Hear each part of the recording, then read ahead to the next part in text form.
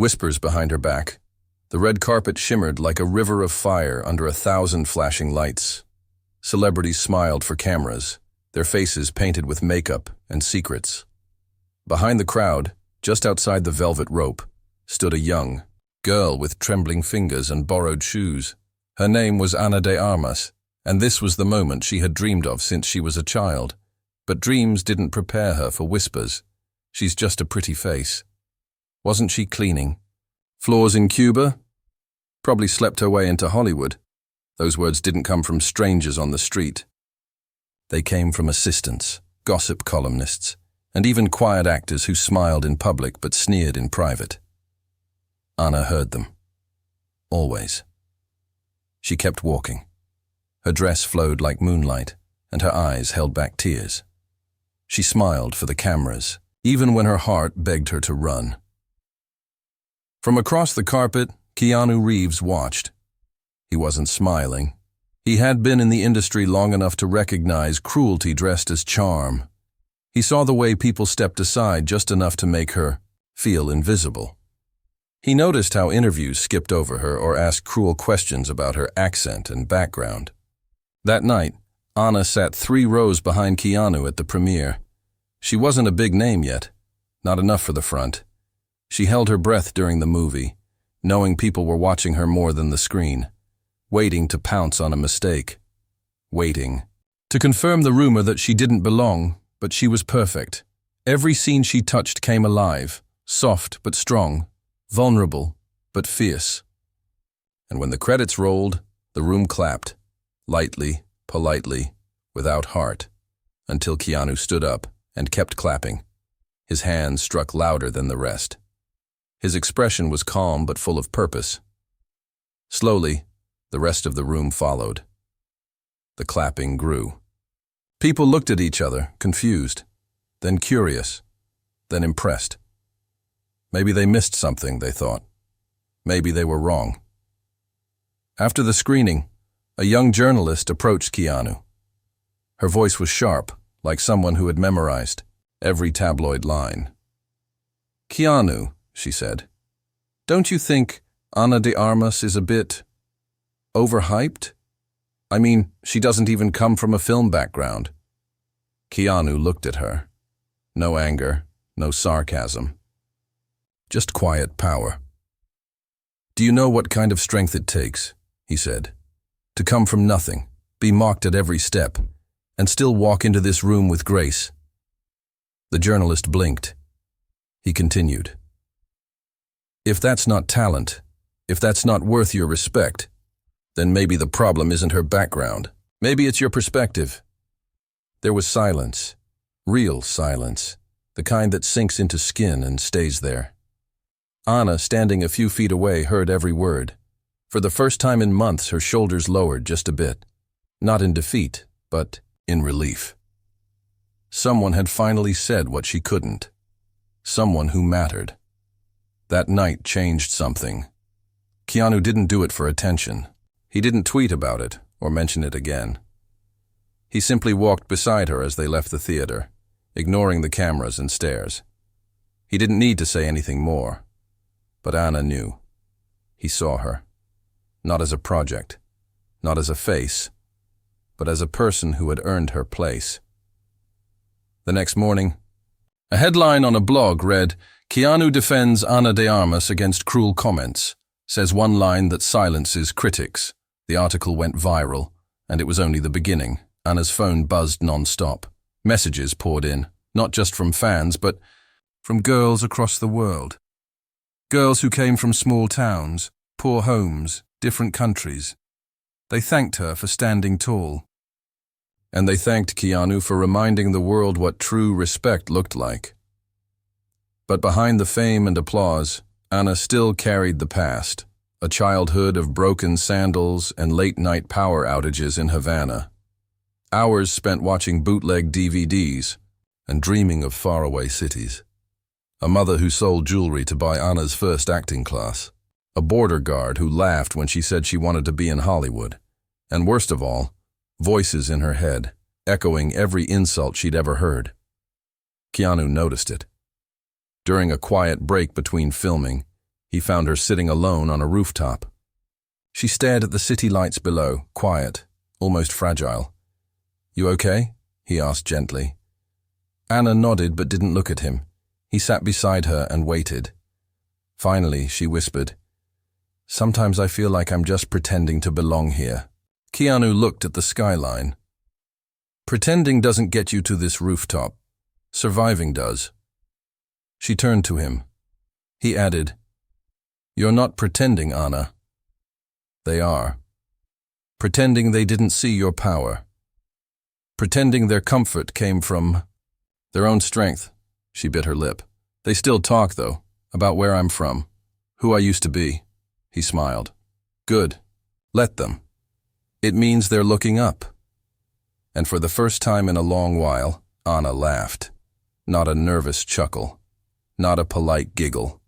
A real, full laugh that carried across the rooftop like music. In that moment, she realized something. The world didn't need her to forget her past. It needed her to own it, and she would. With Keanu by her side, not as a savior, but as a friend, a supporter, and someone who understood what it meant to walk through fire without losing your heart. But the fire wasn't done. As she rose higher, so did the attacks. And soon, one interview would threaten to break everything she had rebuilt. The interview trap. The morning of the interview, Ana de Armas looked into the mirror for a long time. The makeup artist buzzed around her, brushing her cheeks, fixing her curls, adjusting the hem of her white dress. Outside the studio, fans had gathered with posters and phones, shouting her name. The world was finally noticing her, not just for her beauty, but for her work. But her stomach churned. This was no ordinary interview. It was with a host known for cutting questions and viral moments. He had embarrassed actors, tricked singers, and once made a young actress cry live on air. Ana's team warned her, but the studio insisted she appear. "It'll be good exposure," they said. "Don't worry, you're ready." Keanu wasn't there. He was filming in another country. But before boarding his flight, he had left her a short voice message. "You've faced worse, Ana. Remember who you are. Not where you came from, but what you've become."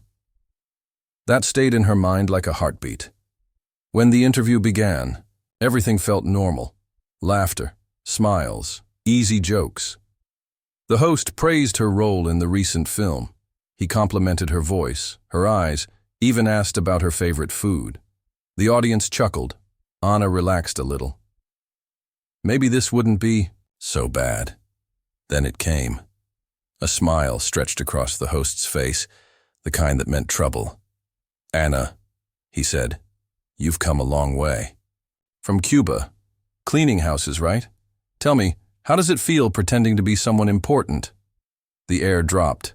The audience didn't laugh. They looked confused, then uncomfortable. Ana froze for a second. The cameras kept rolling. "I'm sorry," she said, trying to stay calm. The host leaned forward. "No offense," he said, pretending to sound sweet. "I just mean, it's got to be wild. One day scrubbing floors, the next acting alongside Hollywood legends. Does it ever feel like you're fooling everyone?" She stared at him. In that moment, something cracked inside her, but not in a way that made her weaker. Instead, it made her stronger. Years of shame, silence, and swallowed pain began to burn, but this time, she wouldn't hide it. She leaned forward, just slightly. Her voice was steady.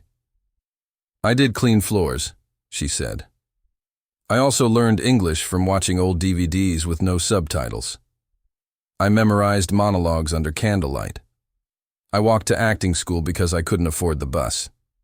And I came here, alone, with no name, no agent, and no favors." The host blinked. Ana continued. "I've been called every name you're too polite to say out loud. I've slept in apartments with broken windows. I've cried behind sets, but I never faked anything. The only thing I ever pretended to be was brave." The audience began clapping. She added softly, "So no, I'm not fooling anyone. This is who I am. And if that makes people uncomfortable, Maybe they should ask why. The clapping grew louder. The host fumbled for a joke, something to take the spotlight back. But it was too late. Ana had taken control, and this time, the world was listening. After the show, her phone exploded. Clips of the moment flooded social media. Fans called it powerful. Actors who had stayed silent now spoke up. Even major newspapers ran headlines. Like, Ana de Armas shuts down cruel question with quiet fire. From cleaning floors to cleaning the floor with her critics. But not everyone was pleased. In the hours that followed, more voices came out. Older directors, bitter producers, jealous co-stars. They whispered behind screens, "She's too sensitive. Can't take a joke. Just lucky she's pretty." Ana read it all. She sat alone in her hotel room, scrolling through the comments, heart heavy again. A knock came at her door. When she opened it, there was a package. No name, no card. Just a single line on a small paper taped to the top. "The ones who mock your past are terrified of your future." Inside was a worn paperback copy of The Alchemist. Ana smiled. It was the same book she used to read during bus rides in Havana. She knew who sent it. Keanu. He had never tried to be a hero. He just showed up quietly when it mattered most. Later, that night, Keanu called her from overseas. The signal was weak, but his voice was steady. "You were brilliant," he said. Ana exhaled. "I was terrified." "Good," he said. "Courage doesn't mean you're not scared. It means you speak anyway." For the first time, she believed it. But as her voice grew, so did the shadows. A major studio was planning its next film. Ana was the top choice for the lead. The role would change her career forever, but not everyone wanted her there. One powerful executive, known for his backroom deals, didn't think she fit the image. He made calls, sent whispers, tried to erase her name from the list. Keanu found out, and what he did next would shake the industry, but that part of the story was still to come. For now, Ana stood at a crossroads, not between failure and fame, but between fear and truth, and she was ready to choose truth. The gatekeepers tried to shut her out. Ana de Armas stood on the edge of everything she had worked for. A major studio was producing a historical drama that promised to win awards, break records, and make its lead actress a legend. Ana had already auditioned, and the director had fallen in love with her performance. Her screen test brought the entire set crew to silence. She wasn't just good, she was unforgettable. But a silent battle had begun behind closed doors. The studio's executive board, mostly older men in expensive suits and colder hearts, reviewed her name with tight lips. One of them, Victor Dre, was a powerful man who made and broke careers over dinners and emails. To him, Ana was risky. "She's emotional," he said in a private meeting. "We don't need another star with a sob story." Another chimed in. "Plus, she's not American. She doesn't have the heritage for this role." The director pushed back. "She is the role. She lived this pain. She brings something. No one else can." Victor stared him down. "Find someone else. Someone safer." Ana never heard that conversation, but she felt it. When her agent suddenly stopped calling, when the studio postponed decisions, when other actresses started testing for a part that was already hers, it all became clear. She had been erased. Again. When Keanu heard about it, he was furious, but in his usual quiet way. He didn't shout or tweet. Instead, he made a call to the director. Then another, to the studio head. He asked no favors. Just one thing. Let her speak. The director agreed to arrange one final meeting, with the entire board present. It was unofficial, not on paper, not even real in their eyes. They called it a formality. Ana walked into that room alone. Her heart beat so loud she thought the floor might shake.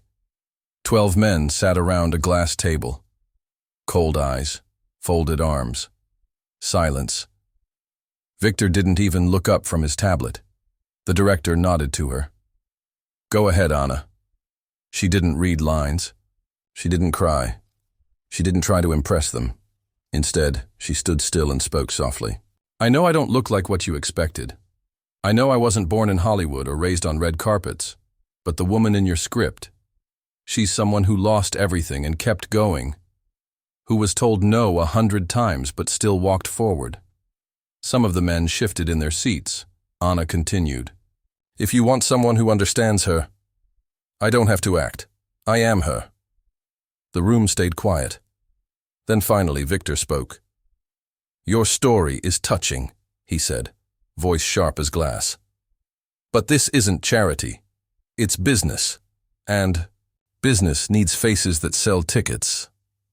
Ana's throat tightened, but she didn't look away. Then, maybe your business needs to catch up to the world. That made a few of them raise their eyebrows. She turned to leave, heart pounding like thunder. At the door, someone stepped in. Keanu. He hadn't been invited, but he walked in like he belonged there. Not as a star, but as someone who understood power and how to use it. Victor stood. Mr. Reeves, this is a closed discussion, Keanu interrupted, calm and low. I'm part of the project now. What? I'm producing, he said, and if you want my name, my support, and the audience that comes with it, she's your lead. The silence was absolute. Keanu looked around the room. You can either chase the future or be left behind by it. Your call. Then he turned to Ana. Let's go. Outside the room, Ana finally let the tears fall, not from sadness, but from release. You didn't have to do that, she whispered. I didn't, he said. I wanted to. The next day, the studio announced the casting. Ana de Armas would star in Ashes of the Dawn, with Keanu Reeves as executive producer. The internet exploded. Fans cheered. News outlets ran headlines praising Keanu's support and the studio's bold choice. Young women from all over the world wrote messages thanking Ana for showing them what was possible. But it wasn't all applause. A few critics sharpened their knives. One well-known columnist wrote, "Let's be honest, Keanu handed her this role. Is this real talent or just Hollywood favoritism?" Ana saw it, and it hit harder than she expected. For a moment, all her past doubts rushed back. Was she only here because of him? Had she truly earned this? Keanu noticed her silence during rehearsals. She moved slower, smiled less, second-guessed every scene. One evening as they walked back from the set, Keanu handed her a small, folded piece of paper. It had no signature, just one sentence. You carried your story on your back. I only opened the door. Ana held that paper for hours. It reminded her of what she already knew deep down. This wasn't charity. This was justice. And now, the world would see what she could do. As filming began, Ana transformed. On camera, she was haunting, powerful, unforgettable. Even the doubters on set grew quiet, but off camera, danger still brewed. A journalist from a tabloid show planned to dig into her past. Not to celebrate it, but to shame it, and they were about to find something they thought would destroy her. But they had no idea. They were only making her stronger. When truth becomes a weapon, the sun set slowly over the studio lot as Ana de Armas wrapped her most emotional scene yet. The camera had caught every tear, every breath, every flicker of pain in her eyes. Even the crew clapped, not out of habit, but because they couldn't help it. As she stepped off set, Ana felt something different. She wasn't proving herself anymore. She was herself. But just as her light began to shine freely, a shadow crept in. A message arrived on her phone. No name, no greeting, just a screenshot of an email subject line. Exclusive. Ana de Armas, secret past revealed. Real name, real scandal. Ana's heart dropped. Soon after, her publicist called, panicked. There's a tabloid reporter named Calvin Wren. He's digging. He found something from your early years in Cuba. He's framing it badly, very badly. Ana's hands trembled as she sat on the trailer steps, staring out into the growing dusk. Back then, when she was 16, she had once posed for an underground magazine. Not illegal, not shameful, just bold, artistic, vulnerable. She did it to help her family. The money had paid for her grandmother's medicine. But now, years later, someone was trying to turn that one desperate moment into a weapon. Her past, twisted into poison. Her voice broke when she whispered, "They're going to ruin me." But before her team could scramble to respond, a press release hit the internet. Ana de Armas exposed. A troubled past behind Hollywood's newest darling. The article didn't stop at the photo.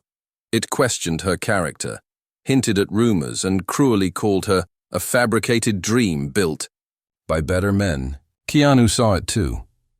He was in his trailer, reading a script, when a staff member slipped the article under his door. He read it once, then again. His jaw tightened. He didn't raise his voice, didn't curse. Instead, he stood up and asked for 5 minutes of screen time before tomorrow's press conference. No one refused him. The next day, Keanu and Ana arrived together at the press event for Ashes of the Dawn. Flashes exploded. Microphones pointed forward like weapons. The moderator tried to start light, but everyone knew what was coming. A hand shot up from the back. It was Calvin Wren, the same reporter who wrote the smear. "Ana," he said, "regarding the recently uncovered material from your past, how do you respond to accusations that you've misled the public?" Ana froze. Before she could speak, Keanu leaned toward his microphone. His voice was steady. "I'll take that one." The room hushed. "I've worked with actors who were born into fame," he said. "I've worked with those who trained for years. But Ana, she didn't have the luxury of either. She built herself. Not with money, not with connections, but with grit, pain, and relentless hope." Calvin interrupted. "But the photo," Keanu raised his hand. "You mean the one where a young girl in a poor country did something brave to help her sick family?" He looked at the audience. "You call that a scandal? I call it sacrifice." Few gasps spread across the room. Keanu continued. "The truth is, Ana isn't hiding anything. She's never pretended to be someone else. And if you're uncomfortable with her story, maybe it says more about you than her." Ana looked at him, eyes shining. Then she turned to the microphone. "I'm not ashamed of my past," she said, "because it's the reason I'm here. I've slept hungry, walked through rain without shoes, and cried in silence while others laughed. But every step shaped me. If you think that makes me less worthy of your screen," she added, voice stronger now, "then maybe you were never watching to begin with." The room erupted, not in chaos, but in applause. Days later, the article was pulled. The outlet issued a weak apology. But it didn't matter. The world had already chosen its side. Ana's fanbase grew overnight. Young women across the globe shared their own stories, moments of struggle, shame, and strength. They called her brave. They called her one of them, and something bigger began to take shape. Ana wasn't just an actress now. She was a symbol. She and Keanu were invited to speak at a university known for its harsh media critics. They arrived to find a packed hall. Students waited, not for gossip, but for guidance. Ana stood at the podium and spoke from the heart.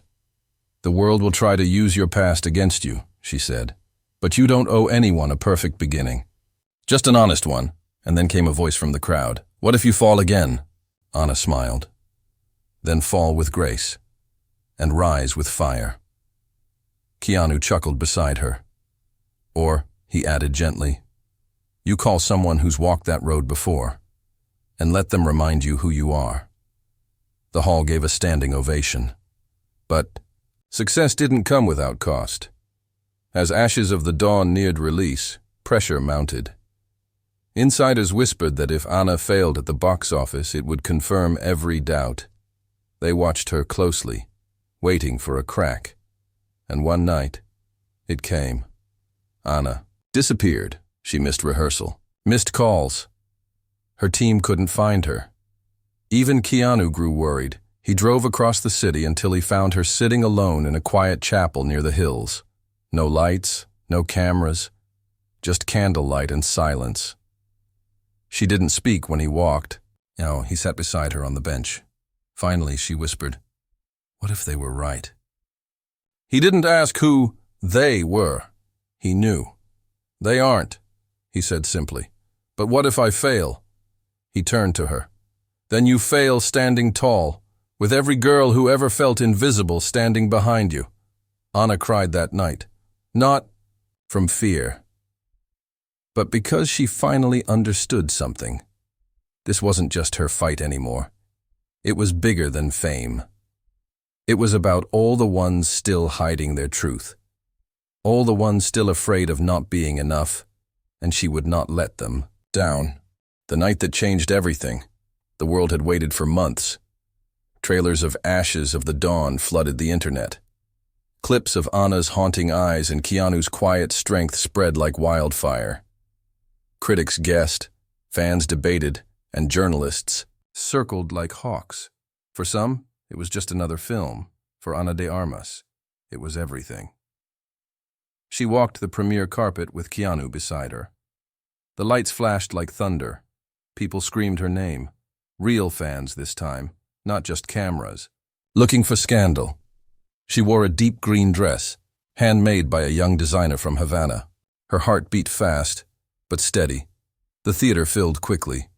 Seats taken by producers, reporters, actors, and dreamers. The buzz was electric. As the lights dimmed, Ana closed her eyes for a second and whispered to herself, "This is for every step." They laughed at. The film opened in silence, a slow-burning story of survival, war, and hope. And then, 20 minutes in, she appeared. One line, one moment, and the room froze. Her performance was raw, breathtaking. She didn't act. She became.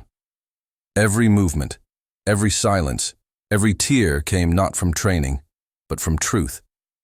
The pain of her past, once used to hurt her, now became the very reason she connected with millions.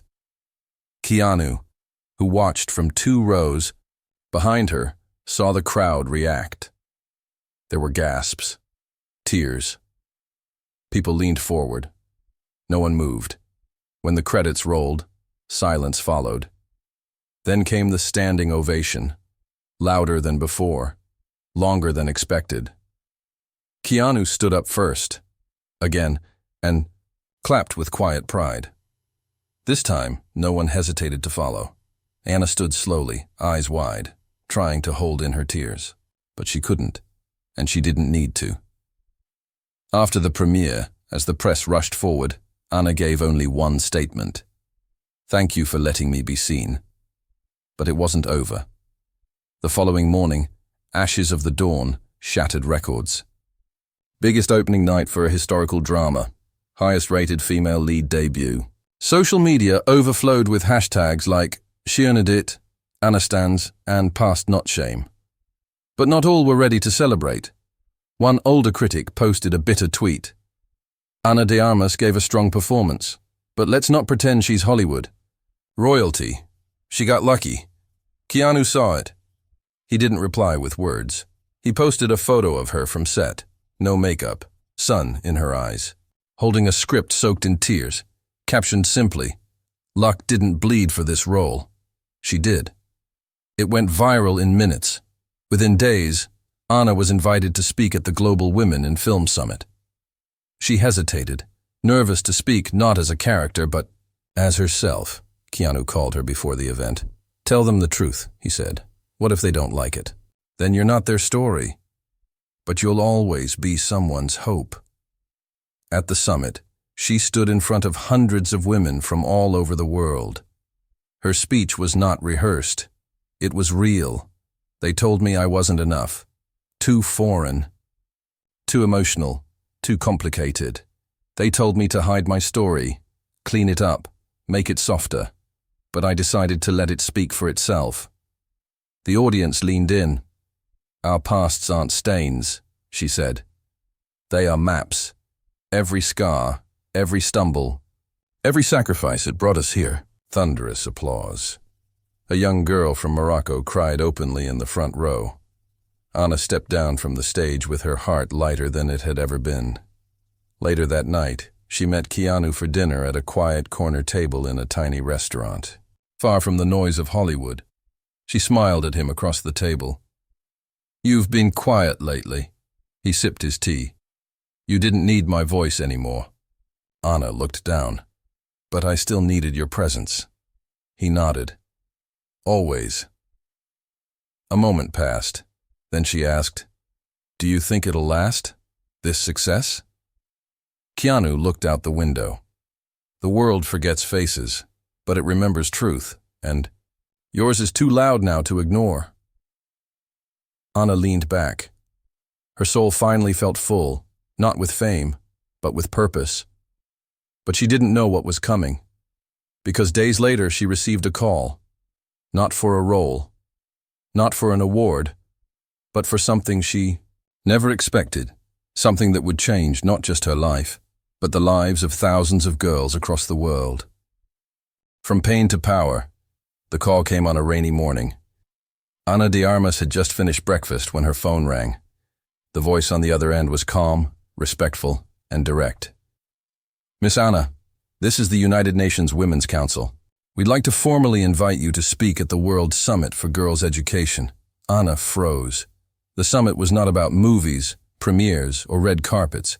It was about real change, policymakers, activists, teachers, and young women from every part of the world. This wasn't an award for her acting. This was something far deeper. It was a recognition of her journey, her voice, her story. She hesitated before saying yes, not because she doubted the importance, but because she feared she might not be ready. What could she say to inspire a girl walking miles to school barefoot, or one forced to quit learning because of war or shame or poverty? She called Keanu. He answered on the second ring. "You're ready," he said, before she even explained. "But what if I fail them?" he replied softly. "You didn't fail when you were cleaning floors in silence. You didn't fail when they laughed. You didn't fail when they tried to erase you. And you won't fail now." Days later, she stood backstage at the summit in Geneva. Hundreds of world leaders, educators, and girls sat waiting. She wore a simple white blouse and soft blue jeans. No designer name, no stylist. Just her truth. As she stepped on stage, there was a hush. She looked across the room. So many eyes, so many lives. And she spoke. Not from a script, not from ego, from memory. "My name is Ana de Armas," she said. "I was born in a country where lights went out often, and dreams were hard to keep alive. I've been called names, erased, and judged for where I came from, but I'm not here today because of fame. I'm here," she continued, "because someone once told me that my past made me less, and I believed them. For too long, I tried to hide it, clean it, soften it, until someone else, someone kind, reminded me that my past didn't make me weak. It made me real." The crowd sat in total stillness. Ana stepped forward. "So to every girl here who thinks her story is too small, too messy, too hard, remember this. Your struggle is not your shame. It's your strength." Applause thundered through the hall. Afterward, she was approached by girls from Africa, Asia, South America. Some hugged her, others cried. One girl handed her a handwritten note. "I was going to quit school, now I won't."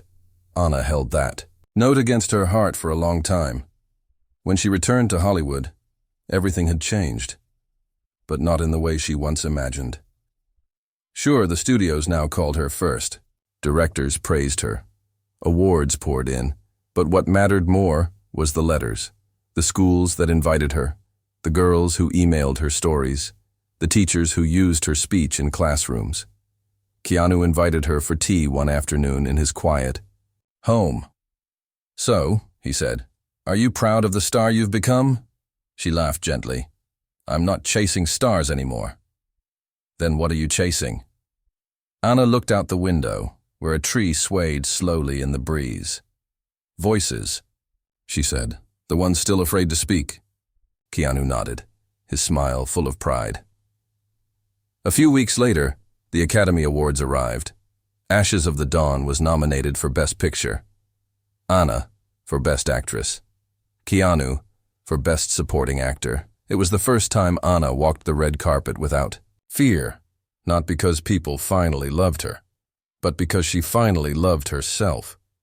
The press asked the usual questions. One reporter pushed forward, microphone raised. "Ana," he said, "what would you say to the people who still think you didn't earn this?" Ana smiled, calm and bright.